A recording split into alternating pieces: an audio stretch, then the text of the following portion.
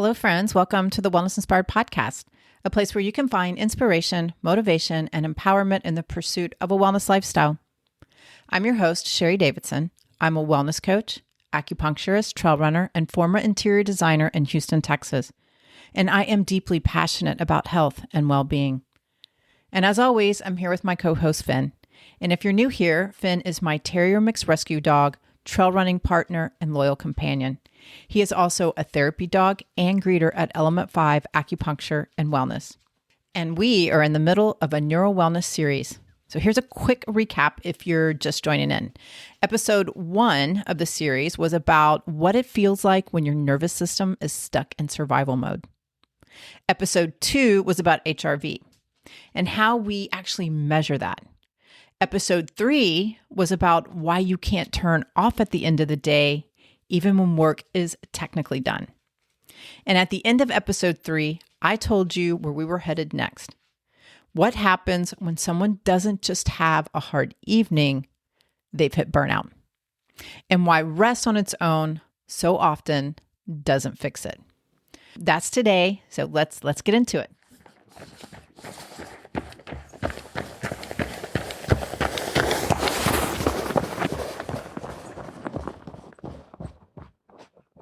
I want to paint a picture. So tell me if this sounds familiar.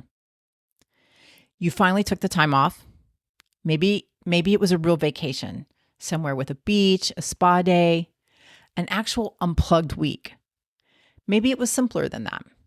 A long weekend, no laptop, no calendar. Either way, you did the thing everyone tells you to do. You rested. And then you came back, and within 48 hours, you felt like you had never left.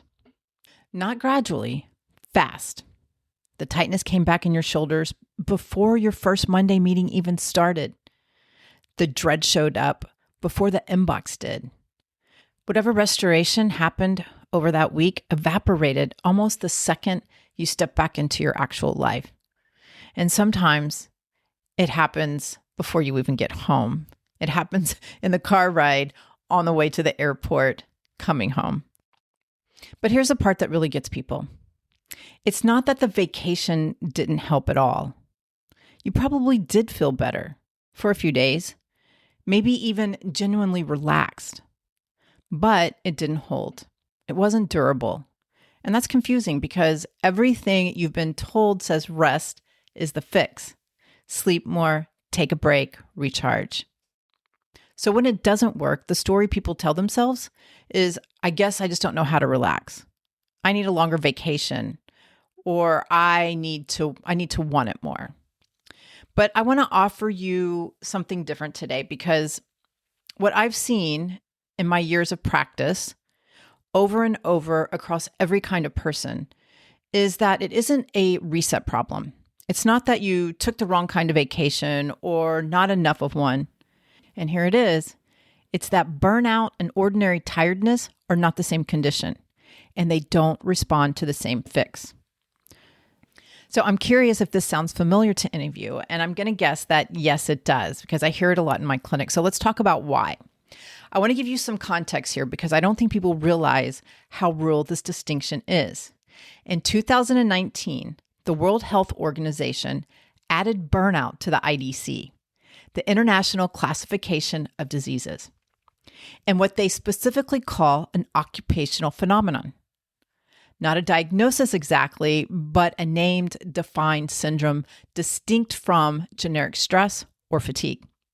And they defined it with 3 dimensions: feeling of energy depletion or exhaustion, increased mental distance from your work or cynicism and negativity about it, and reduced sense of effectiveness, the feeling that nothing you do actually lands anymore. Now, I want you to notice something about that definition. Only one of those 3 dimensions is exhaustion.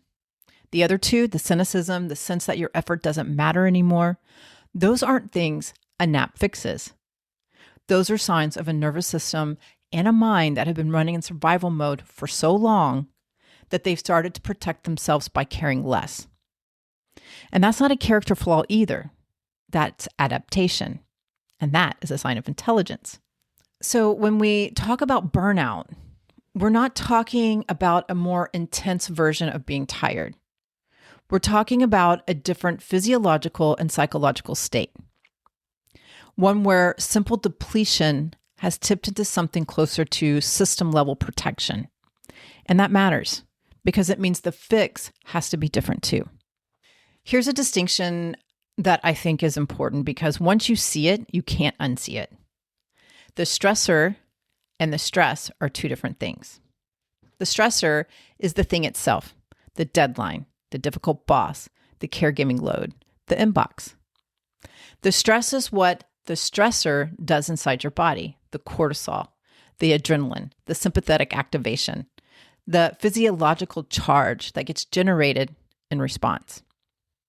When you go on vacation, you remove the stressor. The deadline is gone, the inbox is closed, nobody's emailing you. That's real. And it does something for a few days. Your system gets a break from new input. But removing the stressor does not automatically discharge the stress that's already built up in your body. Those are two separate events. You can eliminate every external pressure in someone's life for a week and still find a nervous system sitting there fully loaded. Because the actual physiological stress response, the thing that got activated, never got the signal it was safe to complete or shut down.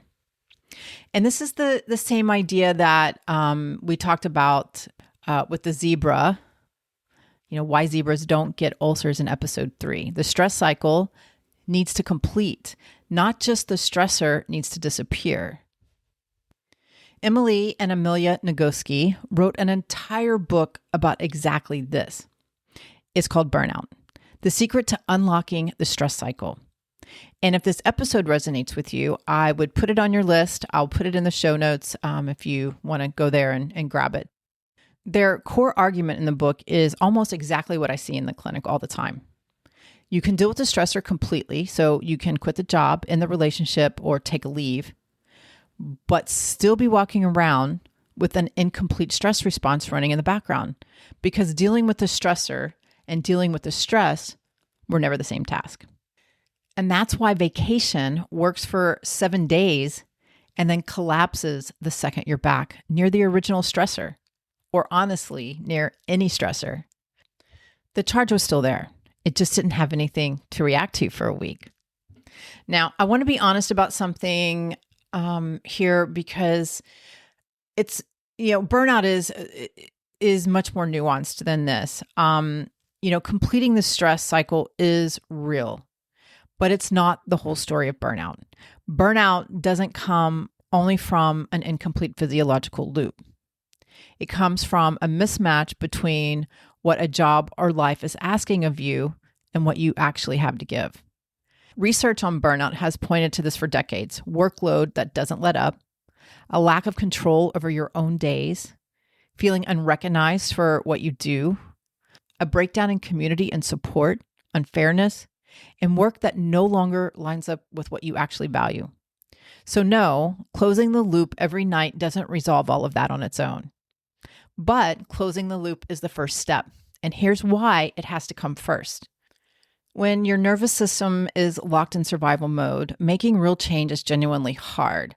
I did an episode on this a while back. I can't remember the name of it, but I will find it and I will link that in the show notes because it's not because you lack willpower. It's because a dysregulated nervous system isn't built for the kind of risk that change requires.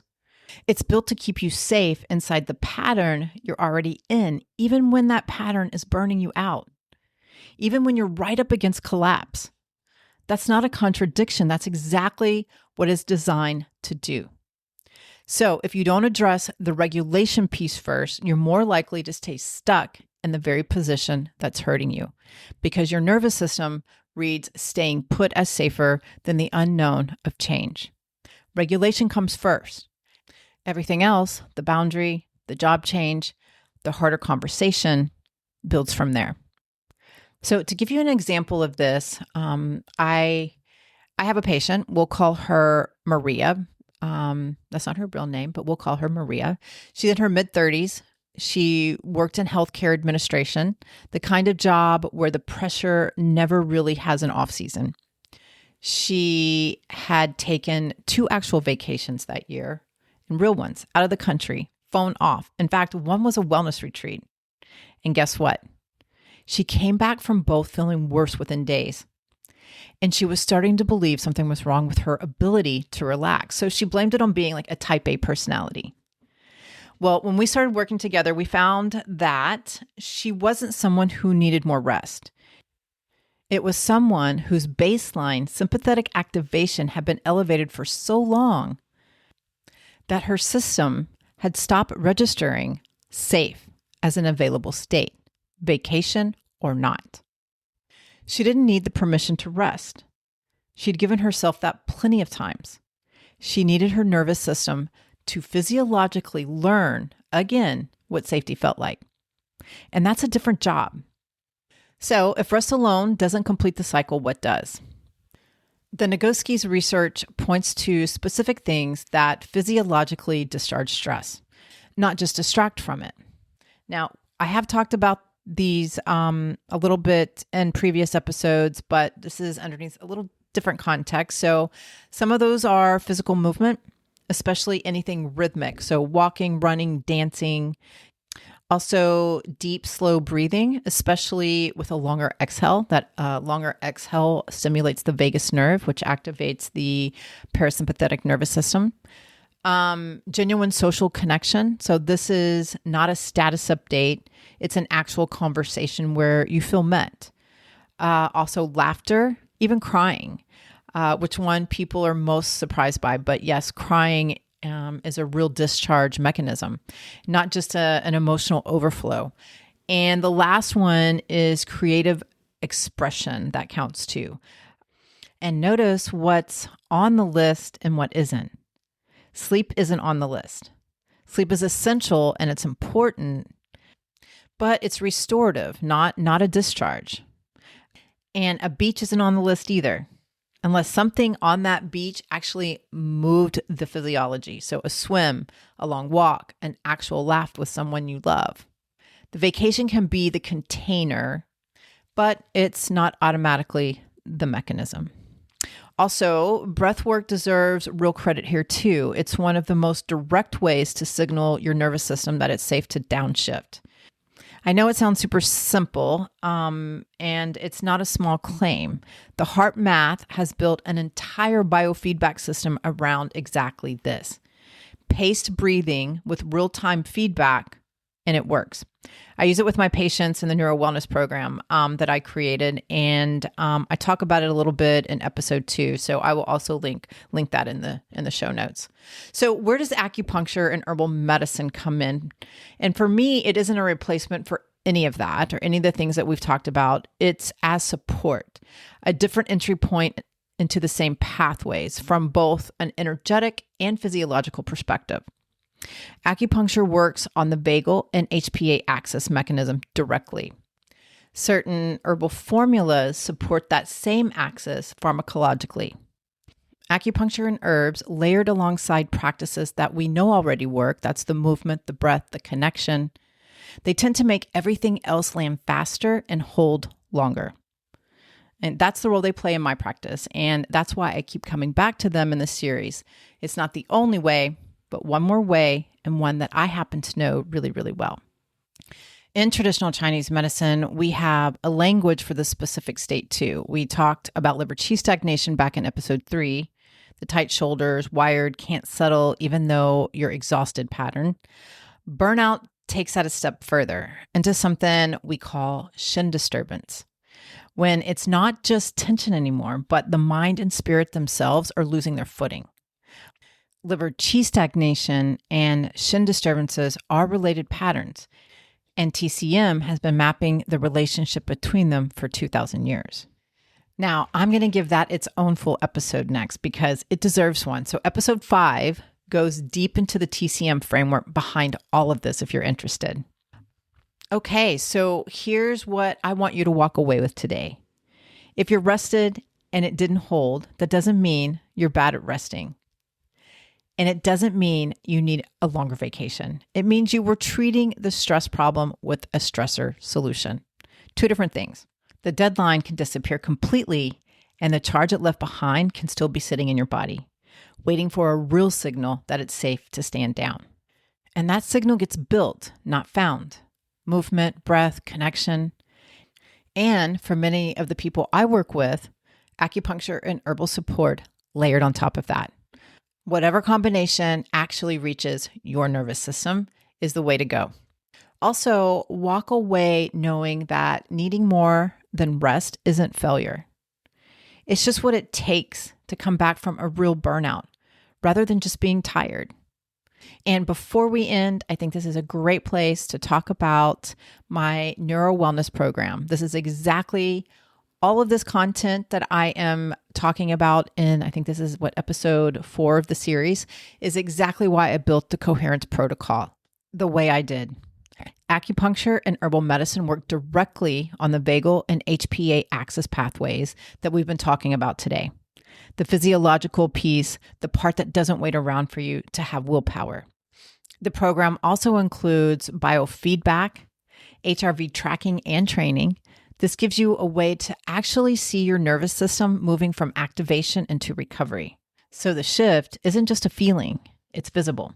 And last but not least, the program includes coaching. So the coaching addresses the other half of what we talked about today, the actual mismatch between your life and what you have to give. The piece regulation alone doesn't touch, although it could, but that's another episode. Also, I really believe that the coaching helps you integrate what you are learning in the program into your daily life. I feel like there are so many programs out there that you take, and then once the program ends, you're kind of left there, going, okay, now what's next? So the coaching is really there to help you integrate what you're learning into your daily life. And also there's an app. The app is a hub of everything that we're doing. So there are resources there. You can track your progress. You can see your goals that we set. And there's also a community. If you want to be a part of that, you can opt into that. Okay, well, yeah, you guys, I have been practicing acupuncture and herbal medicine for a very long time. And in that time, I have watched what a chronically dysregulated nervous system does to someone's health and how much harder it makes actual changing anything. The coherence protocol is what happens when all of it comes together in one structure. So I'm super excited about the program. I've got people going through it right now. Everybody is benefiting from it. There are real results happening. And so I'm excited to share that with more people. Okay, well, let's tie it up. The next episode, we're going to dive into the traditional Chinese medicine side of all of this, the Shen, liver qi stagnation, and what 2,000 years of observation figured out about the nervous system long before we had the tools and language of vagal tone and HPA axis. So if you're curious about the traditional Chinese medicine perspective, this is the episode that answers it. Until then, if a stressor in your life disappeared and you still don't feel like yourself, that's information, not a mystery. And it's worth paying attention to. Thank you so much for being here. I'm Sheri Davidson. This is the Wellness Inspired Podcast. And Finn and I will see you next time. Bye.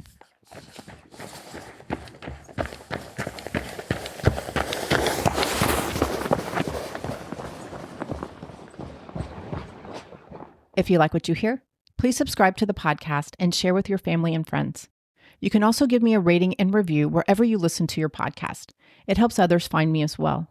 To get updates on new episodes and wellness inspiration in your inbox, please join the Wellness Inspired community. Go to thewellnessinspiredpodcast.com to sign up. I'll put the link to the website in the show notes so you can click and join. Also, there's a Facebook community at The Wellness Inspired, and you can follow me on Instagram at wellness_inspired. If you're in the Houston area or just visiting and interested in our services, acupuncture, herbal medicine, cupping, zen shiatsu, or dry needling therapy, contact us. You can find out more on our website at element5om.com. That's element5om.com. And again, I'll put the link in the show notes. If you're interested in health and wellness coaching, we can connect in the clinic or on Zoom. Reach out to us and we'll get you on the schedule. And as always, I would love to hear your feedback. I am dedicated to bringing you great content that is inspiring and informative with an artsy, fun, edgy spin. Thank you so much for listening. We'll meet here again next time. And remember, never stop exploring, learning, loving, and being you. Bye.